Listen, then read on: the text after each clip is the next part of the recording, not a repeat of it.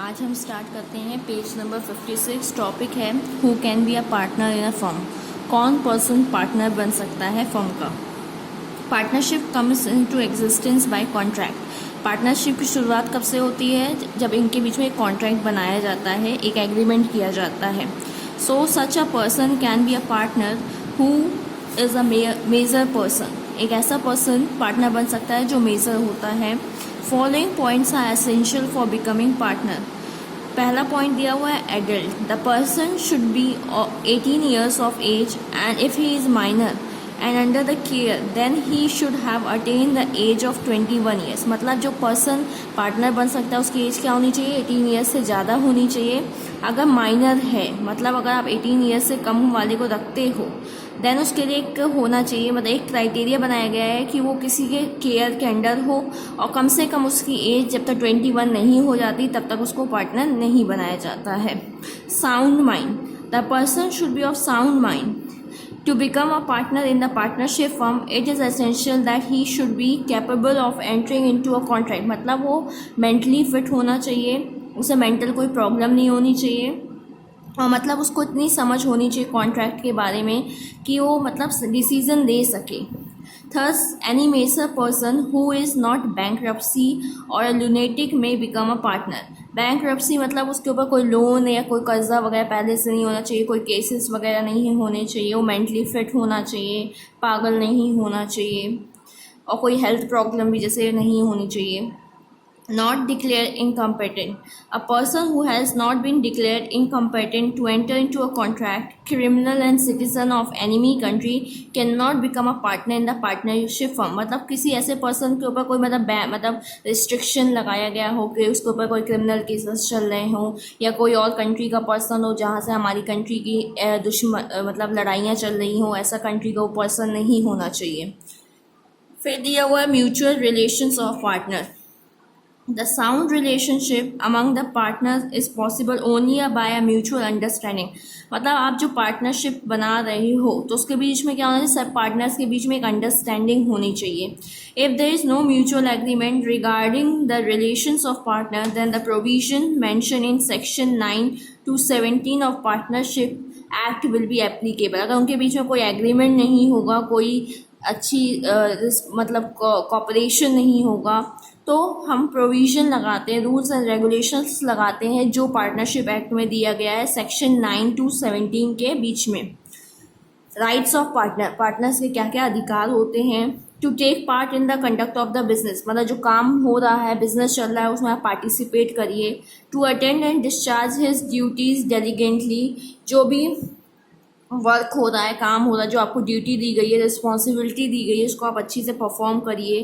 To express his opinion. अपनी suggestions, अपने advice दीजिए। To have access to the accounts book. मतलब जो अकाउंट्स बुक बनाई गई है उसको में आप मतलब चेक कर सकते हो। To claim the interest on capital. जो पैसा आप लगा रहे हो उस पर इंटरेस्ट मांग सकते हो। To work without remuneration. बिना रेम्यूनरेशन के काम करना पड़ता है। To receive interest on additional capital. और अगर आप एडिशनल कुछ पैसा लगा रहे हो तो उस पर भी आपको इंटरेस्ट लेने के राइट्स हैं। Right to be compensated. मानो आप कहीं जा रहे हो, बिजनेस के पर्पज से ही जा रहे हो और अचानक को कोई जो गाड़ी से जा रहे थे, आपका पेट्रोल ख़त्म हो गया और आपके पास आपने अपना पर्सनल पैसा लगा दिया, तो आप जब वापस आओगे तो आप सभी पार्टनर से या फर्म से उस चीज़ का पैसा ले सकते हो, क्योंकि आप बिजनेस के काम के लिए जा रहे थे तो आपको कंपनसेट किया जाएगा। To act within the authority. मतलब जो रिस्पॉन्सिबिलिटी, जितनी पावर दी गई है उसी के अंदर आपको काम करना रहता है। To indemnify the losses for negligence. और अगर आपके इररिस्पॉन्सिबल बिहेवियर आपके कारण कुछ गलत हो रहा है या कुछ नुकसान हो रहा है तो आपको उस चीज़ का पे करना पड़ेगा। To act in an inappropriate manner in certain emergent situations. मतलब कोई इमरजेंसी की सिचुएशन आ जाती है तो आपको वहाँ पे डिसीजन भी लेना पड़ेगा और एक अच्छे पार्टनर के तौर पे बिहेव भी करना पड़ेगा। Right to leave the firm. अगर आप बिजनेस से खुश नहीं हो या आपको लगता है कि आप कंटिन्यू नहीं करना चाहते हो तो आप बिजनेस छोड़ भी सकते हो, फर्म छोड़ भी सकते हो। Right not to be expelled from the firm. Expelled मतलब आपको फर्म से निकाला नहीं जा सकता है। Right to use the property of the firm. मतलब वही बोला जा रहा है कि जो बिज़नेस की प्रॉपर्टीज़ होती है आप उसको यूज़ कर सकते हो बिज़नेस के पर्पज़ के लिए। Duties of partner. पहला पॉइंट दिया है to work for the maximum profit of the partnership firm, ज़्यादा से ज़्यादा बिजनेस के प्रॉफिट के लिए हमें काम करना रहता है। To be dutiful towards other partners, मतलब आपको जो काम दिया गया है, रिस्पॉन्सिबिलिटी दी गई है, उसको आप अच्छी से करो। आपको भले दूसरे पार्टनर्स के बिहाफ में दिया गया है, लेकिन आपको अपना मतलब आपको सब पूरे एज अ फर्म के, एज अ बिजनेस के प्रॉफिट के लिए काम करना पड़ता है। नेक्स्ट पेज में आते हैं, page number 57, point number 3, to provide right information of the business, मतलब सही सिचुएशन, जो सही कंडीशन है, एक दूसरे पार्टनर को सही इन्फॉर्मेशन देनी चाहिए, किसी को धोखे में नहीं रखना चाहिए। टू वर्क विदाउट रेम्यूनरेशन और सैलरी और रेम्यूनरेशन के बिना भी काम करना पड़ता है। To indemnify the losses due to him, मतलब अगर उसके कारण कोई नुकसान हो रहा है तो उसको आपको पे भी करना पड़ेगा। टू बियर द लॉसेस, और अगर फर्म में कुछ लॉसेस हो रहे हैं, प्रॉफिट हो रहे हैं, तो आपको इक्वली या मतलब जो रेशियो बनाया गया है उस हिसाब से आपको फेस भी करना पड़ेगा। Not to assign his rights to other, आप मतलब अपना काम या अपनी रिस्पॉन्सिबिलिटी किसी और को आप नहीं दे सकते हो। सोचो कि आप अपने रिलेटिव या अपने फ्रेंड से कोई काम करा लो, तो ऐसा पॉसिबल नहीं है। To work within the rights, मतलब जितना आपको पावर दिया गया है, रिस्पॉन्सिबिलिटी, ड्यूटी दी गई है, उसी के अंदर आपको काम करना पड़ता है। फिर दिया गया है minor partner. A minor partner is not permitted to be a partner of the firm, वैसे तो माइनर पार्टनर को परमिशन नहीं दी जाती है पार्टनर बनने की एक फर्म में। He is not competent to enter into a contract and so he is not permitted to join a firm, मतलब वो कॉन्ट्रैक्ट नहीं कर सकता है, उसके अंदर इतनी कैपेसिटी नहीं होती है, इसलिए उसको परमिशन नहीं दी जाती है कि एक फर्म ज्वाइन करे। But with the consent of all the partners he may be allowed and admitted as a partner and thus known as minor partner, लेकिन जब बाकी सब पार्टनर्स सहमत हो जाते हैं, तैयार हो जाते हैं, तो हम उसको पार्टनर बना सकते हैं, but as a minor partner only. His liability will be limited, उसकी जो लाइबिलिटी रहेगी वो लिमिटेड रहेगी, जितना शेयर ऑफ प्रॉफिट मिल रहा होगा उतना ही वो लॉसेस बियर करेगा। He will take part in the management, उसको मैनेजमेंट में मतलब जो भी काम वगैरह हो रहा है उसमें पार्टिसिपेट करने के राइट्स हैं। Enjoy the profit of the firm, जो फर्म में प्रॉफिट हो रहा है वो भी वो अर्न कर सकता है। May inspect the books of firm but has no right to sue the partner for the payment of profit, और मतलब जो बुक्स बनाई जाती है अकाउंट्स की उसको देख सकता है, चेक कर सकता है, लेकिन किसी पर्सन को ये नहीं बोल सकता कि मेरे को प्रॉफिट दो, या किसी पे ब्लेम नहीं कर सकता है वो। The guardian of minor enter into an agreement with other partners on behalf of the minor, मतलब जो guardians, मतलब minor के जो guardians होते हैं, अगर वो contract करते हैं किसी other person के साथ on behalf, मतलब minor की जगह पे, a minor cannot be made a party to the responsibilities of the firm under any circumstances, तो ऐसे केस में उसके ऊपर कोई liabilities नहीं रहेगी। Moreover, a partnership firm cannot be formed with only minor person as partner, और partnership firm मतलब बोला जा रहा है कि एक मेजर पार्टनर हो और एक माइनर पार्टनर हो, तो ऐसा भी पॉसिबल नहीं है कि वो बिजनेस पार्टनरशिप बन सकता है।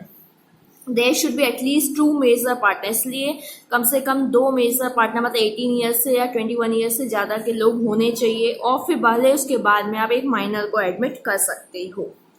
Rights and liabilities of a minor partners, rights क्या क्या राइट्स होते हैं माइनर पार्टनर के। A minor has a right to such share of the property and of the profit of the firm as may be agreed upon, मतलब minor के पास rights होते हैं कि वो बिजनेस के प्रॉफिट में अपना शेयर मांग सके। This is subject to the firm's death, और मतलब फर्म के लिए क्या होता है, एक तरीके की लाइबिलिटी होती है कि सामने वाले का प्रॉफिट रिटर्न करना है। A minor partner has right to access, inspect and to have a true copy of any of the accounts of the partnership of the firm, मतलब एक बोला जाए पार्टनर्स के पास राइट होता है कि वो इंस्पेक्ट कर सकता है, चेक कर सकता है अकाउंट्स जो बनाए जाते हैं फर्म में। However, he has no right to copy other books of the firm, और लेकिन अदर बुक्स ऑफ फर्म को चेक नहीं कर सकता है। A minor has a right to sue for accounts only on serving his connections with the firm.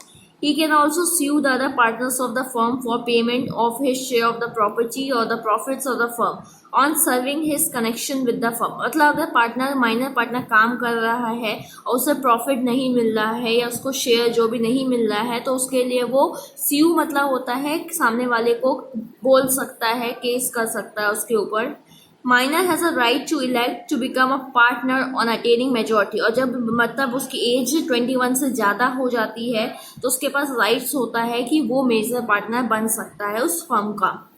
A major has a similar right to elect not to become a partner on attaining majority, और उसके पास rights भी होता है कि अगर वो नहीं बनना चाहता मेजोरिटी में पार्टनर, जब मेजर एज हो जाती है तो वो छोड़ भी सकता है। He then not liable for any act of the firm after his such election, और मतलब उसके पास अगर वो पार्टनर नहीं बनता है तो उसके पास कोई राइट्स नहीं होगा, कोई लाइबिलिटीज नहीं होगी उसके ऊपर। अब आता है liabilities of minor partners. First point, minor share is liable for the act of the firm. He cannot be declared or adjusted insolvent if the debts of the firm cannot be satisfied out of the property of the firm. His share in the assets of partnership would vest with the official assignee. मतलब इसमें यही बताया जाता है कि जो minor partner होता है is liable for the act of the firm, मतलब जो भी काम हो रहा है फर्म में उसके लिए वो लाइबल होगा। मतलब उसकी लाइबिलिटीज क्या होती है, लिमिटेड होती है, मतलब जितना वो प्रॉफिट अर्न कर रहा है उतने के लिए ही लाइबल है।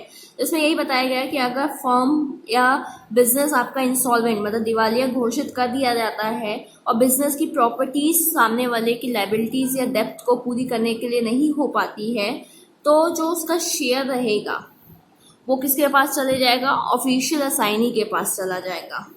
If on attaining majority he elects to become a partner, he becomes personally liable as other ordinary partners to the third party for all acts of the firm done, since he has admitted to the benefits of partnership। मतलब ये बताया जाता है कि अगर majority की जब as हो जाती है और वो पार्टनर बन जाता है मेजर पार्टनर, तो वो भी बाकी जैसे पार्टनर्स रिस्पॉन्सिबल होते हैं, लाइबल होते हैं टू द थर्ड पार्टी, तो वो भी लाइबल होगा। After attaining majority and giving public notice, he may be liable for holding himself out as a partner। और जैसे उसकी मेजोरिटी एज होती है ज़्यादा 21 से एज से ज़्यादा हो जाती है तो एक पब्लिक नोटिस दी जाती है, न्यूज़पेपर वगैरह में छपवाया जाता है कि वो एक पार्टनर बन चुका है, तब से वो बिजनेस का पार्टनर कहलाने लग जाता है और उसके ऊपर भी लाइबिलिटीज, रिस्पॉन्सिबिलिटी और डेप्थ आ जाती है। Can minor be a partner, minor भी पार्टनर बन सकता है कि नहीं। Minor refers to a person who is below 18 years of age. Minor कौन होते हैं, जो 18 ईयर्स से एज से कम के होते हैं। Age incompetent to enter into contract, और वो कॉन्ट्रैक्ट के लिए कैपेबल नहीं होते हैं।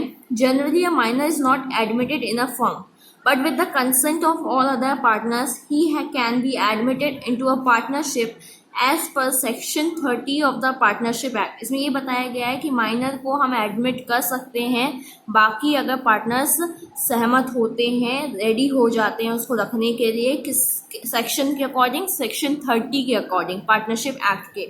He will enjoy the profit but he will not bear losses, उसको सिर्फ प्रॉफिट दिया जाएगा, लॉसेस वो बियर नहीं करेगा। Thus, economic protection is provided to a minor in a partnership firm, मतलब उसको प्रोटेक्शन दी जाती है। On attaining majority, he may continue in partnership or he can leave from the partnership firm। और जब उसकी एज 21 से ज़्यादा हो जाती है तो उसे ऑप्शन दिया जाता है कि वो मतलब मेजर पार्टनर बनना चाहता है या फर्म को छोड़ना चाहता है। It is mandatory for him to issue public notice regarding his leaving from, और उसको एक नोटिस देनी पड़ती है अगर वो छोड़ के जाना चाहता है तो, पब्लिक नोटिस। नेक्स्ट पेज में आते हैं, page number 58। Partnership firm within 6 months after attaining majority, failing which he will be deemed as partner of the firm। मतलब वही बताया जाता है जब वो मेजर एज का हो जाता है, मेजॉरिटी पर्सन हो जाता है, तो उसे 6 महीने, मतलब जैसे वो मेजॉरिटी एज का होता है तो उसको 6 महीने के बाद एक पब्लिक नोटिस देनी पड़ती है कि वो फर्म को छोड़ के जा रहा है, और अगर वो नोटिस नहीं देता है तो वो पार्टनर ही माना जाएगा उस फर्म का, मेजर पार्टनर, फिर उसको कंसिडर कर लिया जाता है। फिर दिया हुआ है position of minor on attaining majority, अगर वो मेजॉरिटी पार्टनर बन जाता है तो उसकी क्या पोजीशन रहती है। At any time with in 6 month of his attaining majority, मतलब 6 मंथ जब वो मेजॉरिटी एज का हो जाता है उसी के अंदर 6 मंथ के अंदर ही, और on his gaining knowledge that he is admitted to partnership, such person has to give a public notice whether he wants to continue as a partner in the firm और नॉट। तो उसे 6 महीने के अंदर ही नोटिस देनी पड़ती है कि उसे कंटिन्यू करना है या छोड़ के जाना है। If he fail to serve if he fails to send such notice, it will be taken for granted that he will continue his partnership in the firm. अगर वो नोटिस देने का भूल जाता है या नहीं देता है, तब से उसको एक मेंबर ही माना जाएगा, पार्टनर माना जाएगा पार्टनरशिप फर्म का। फिर यह है on his election as a partner in the firm, his share in the property and profits of the firm shall be the share to which he was entitled as a minor partner. अब मतलब बोला जा रहा है कि जब वो partner बन जाता है तो उसे प्रॉफिट्स में भी शेयर दिए जाते हैं, प्रॉपर्टी में भी दिए जाते हैं। जैसे वो माइनर था, वो जितना जब मिलता था अभी भी उतना ही मिलेगा। His rights and responsibility as a minor continue till the date on which he becomes a partner. और मतलब जो राइट्स और रिस्पॉन्सिबिलिटी थी जब तक एज अ माइनर तब तक कंटिन्यू होती है जब तक वो एक मेजर पार्टनर ही बन जाता है। He is personally liable to the third party for all the acts of the firm since he was admitted for the benefits of partnership. Where minor attains majority after dissolution of partnership, he cannot be adjusted insolvent for acts of insolvency committed by major partner. तो वही बताया गया है कि जब उसकी major as हो जाती है तो वो भी लाइबल हो जाएगा थर्ड पार्टी को, उसे भी लोन वगैरह मतलब डेथ वगैरह सामने वाले का पे करना पड़ेगा। लेकिन जब तक माइनर रहेगा तो उसे सामने वाले को जितना प्रॉफिट मिलता है उतना ही पे करना पड़ता है। On his electing not to become a partner, his rights and liabilities shall continue to those of a minor up to the date on which he gives a public notice. मतलब अगर बोला जाता है कि इसको मेजर पार्टनर नहीं elect किया जाता है तो उसकी राइट्स और रिस्पॉन्सिबिलिटी और जो भी लाइबिलिटीज है जब तक रहेगी जब तक पब्लिक नोटिस नहीं दी जाती है। His share shall not be liable to any act of the firm done after the date of public notice. मतलब जब से वो पब्लिक नोटिस दे देगा तो उसके बाद उसे कोई लाइबिलिटीज या कोई भी मतलब फर्म का लॉस होता है तो उसे बियर नहीं करना पड़ेगा। He shall be entitled to sue the partner for his share of the property and profit in the firm. और उसे राइट्स है कि अगर उसको प्रॉफिट नहीं दिया जाता है या शेयर नहीं दिया जाता है प्रॉपर्टी में तो वो उनके ऊपर केस भी कर सकता है। ये डिफरेंस दिया हुआ है आपको पार्टनरशिप और सोल ट्रेड का, तो ये आपको खुद से पढ़ना है क्योंकि आपने पार्टनरशिप और सोल ट्रेड पढ़ लिया है तो आपको ये समझ में आ जाएगा।